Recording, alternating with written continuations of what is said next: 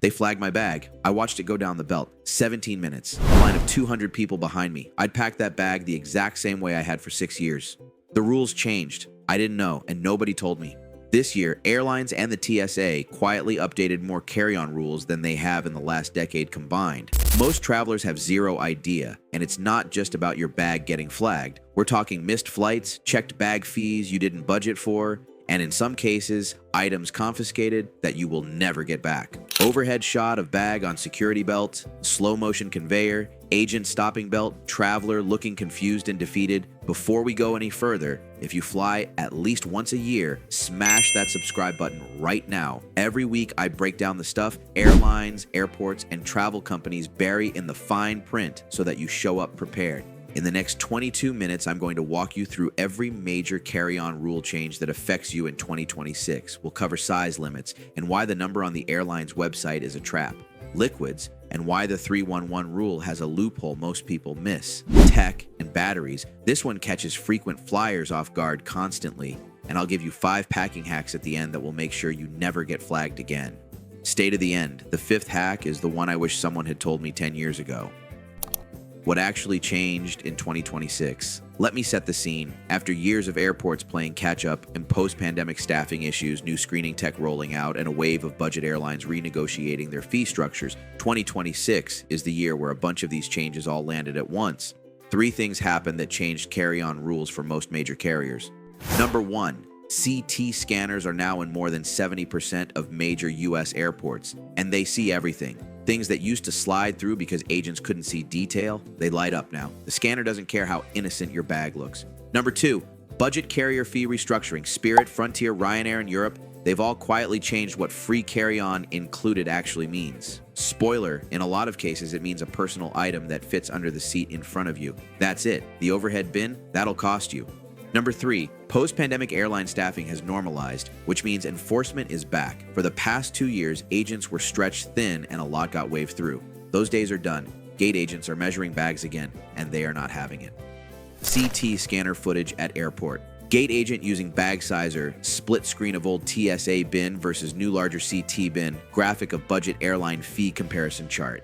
And here's what makes 2026 especially confusing. The rules are not uniform. Your airline has rules. Your departure airport has rules. Your destination airport has rules. And if you're flying internationally, you may be dealing with 3 sets of regulations at once, none of which talk to each other. I'm going to break down each layer so you know exactly which set of rules is actually going to affect your bag on your next trip.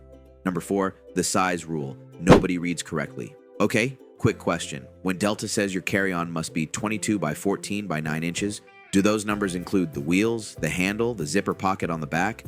Most people assume no. Most people are wrong.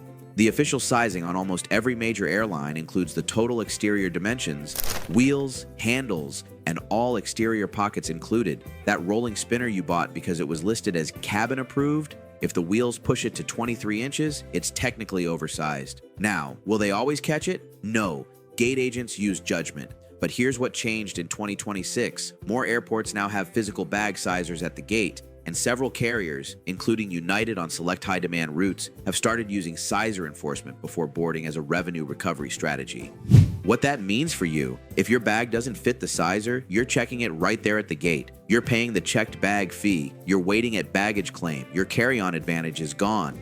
The hack here is simple, but most people don't do it. Measure your own bag before you book your flight. Not the listing dimensions, your actual bag, packed with the wheels and handle. Then cross-reference with the specific airline size chart for the specific fare class you're booking, because yes, different fare classes can have different size allowances on the same flight.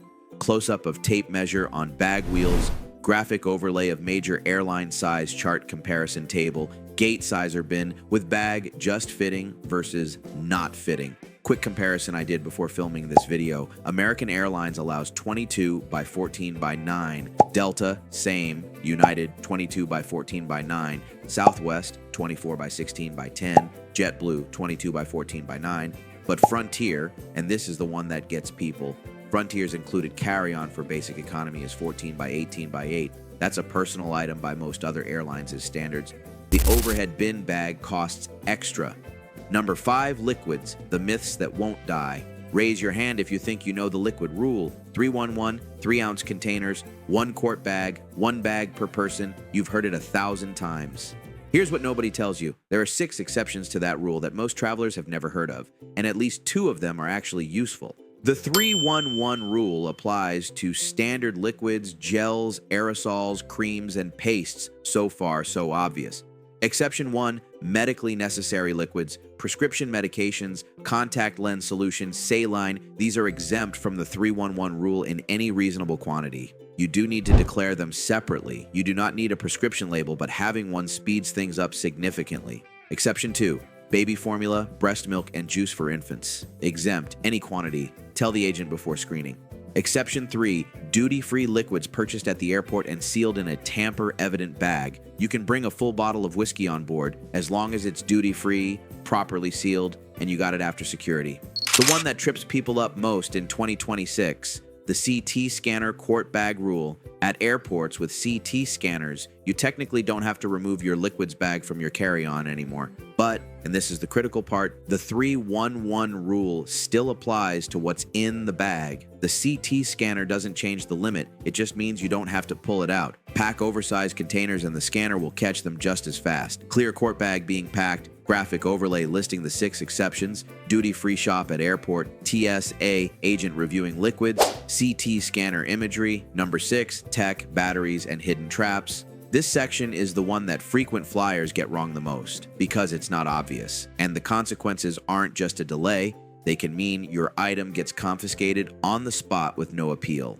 Let's talk lithium batteries, specifically power banks and spare laptop batteries. These are carry-on only. They cannot go in checked baggage. Not probably fine, prohibited. A power bank in your checked bag is a fire risk that baggage handlers are trained to report and confiscate. The limit, 100 watt-hours per battery without airline approval. 101 to 160 watt-hours requires airline approval and a maximum of 2 batteries. Over 160 watt-hours not allowed at all in carry-on or checked bags on a commercial flight. How do you know your watt-hours? Check the battery label. Most power banks list milliampere hours instead of watt-hours. Convert it. Milliampere hours divided by 1,000 times voltage equals watt-hours. A 20,000 milliampere hour power bank at 3.7 volts equals 74 watt-hours. You're fine. A 40,000 milliampere hour power bank at 3.7 volts equals 148 watt-hours. You need airline approval.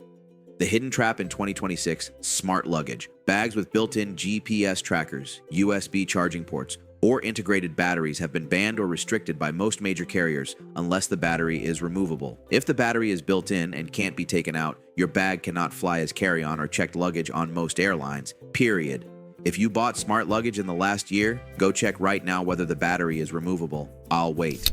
Other tech traps worth knowing. Hoverboards and e-scooters, banned on virtually all commercial flights. Drones, carry-on allowed, but the batteries follow the lithium battery rules above. And portable oxygen concentrators, allowed on most U.S. flights, but require airline pre-approval at least 48 hours before departure. Power bank close-up with label, graphic watt-hour conversion formula, smart luggage with built-in battery, drone in bag, TSA confiscation bin. Number 7, airline versus TSA. Who actually wins? Here's a question most travelers never think to ask. If the TSA says my item is fine, but the airline says it isn't, who wins? The answer is going to frustrate you. The TSA controls what goes through the security checkpoint. The airline controls what goes on their plane. Those are 2 completely separate authorities. You can pass TSA screening with an item, totally legal, and then have a gate agent tell you it's not allowed on that specific carrier's aircraft. Real example, certain types of self-defense items, like personal alarms, are TSA compliant, but several airlines prohibit them under their own prohibited items list. Passed TSA. Stopped at the gate, item left behind.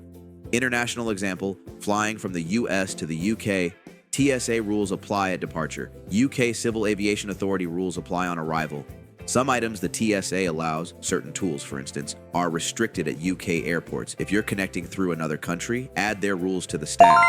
The rule of thumb, always check both the TSA prohibited items list and your specific airline's carry-on restrictions before you pack. The TSA list is at tsa.gov. They actually have a "Can I Bring" search tool that's genuinely useful. Your airline's restricted items list is buried in their website under carry-on baggage policy. Yeah, not the FAQ, the actual policy page. And if you're flying internationally, also check IATA guidelines and the destination country's aviation authority rules. I'll link everything in the description below. If you're finding this useful, drop a comment right now and tell me your next destination. I'm going to respond to as many as I can with the specific rules you need to know for that airport. Let's go. Number 85, packing hacks that save you every time. All right, you stayed for this. Let's make sure you never get flagged, delayed, or caught off guard at a gate again. 5 hacks, real ones, not the generic stuff you've already seen. Hack 1. The pre-trip screenshot method. The night before any trip, take a screenshot of your airline's current carry-on policy page. Airlines update policies regularly. If something changes after you screenshot it, you have proof of what was published when you packed. Has this ever actually helped someone at a gate? Yes, it has helped me personally. Hack 2. The way before you go rule. Most people know bags have weight limits for checked luggage. Fewer people know that some airlines, particularly in Europe and on budget carriers, also enforce carry-on weight limits. Ryanair's limit is 10 kilograms. EasyJet is 15 kilograms. Pack a 22-pound bag on Ryanair and you're paying overage fees. Get a luggage scale. They cost $10. Use it every time.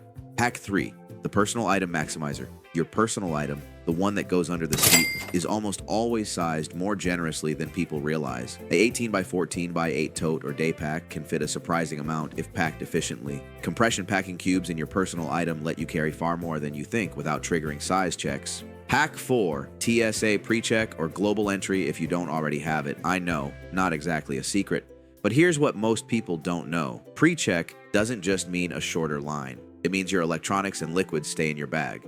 Your shoes stay on. The whole screening process is faster and lower friction, which means less chance of a bag pull, less chance of rushed repacking, and a far lower stress experience. Hack 5, and this is the one, is the carry-on audit. Once a year, before your first trip of the year, go through your go-to carry-on bag and audit every item against the current TSA and airline policy. Rules change, your routine doesn't. The disconnect is exactly where people get caught. Set a reminder in your calendar right now. Do it in January or before your first trip. This single habit has saved me from being flagged more times than I can count.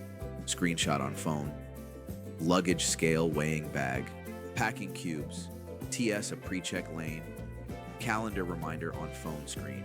Number 9, Outro Plus CTA stack. Let's bring it home. In 2026, carry-on rules are more complex than they've ever been.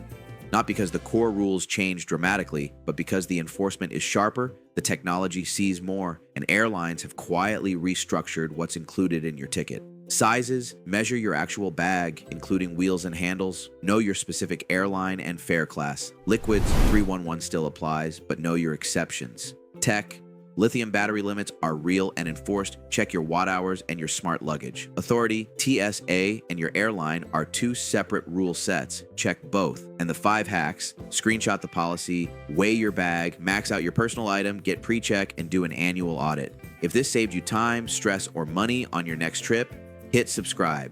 New travel hack video every week. Drop a comment with your next destination, and I'll tell you exactly what to watch out for. Safe travels. Don't let them flag your bag. I'll see you in the next one.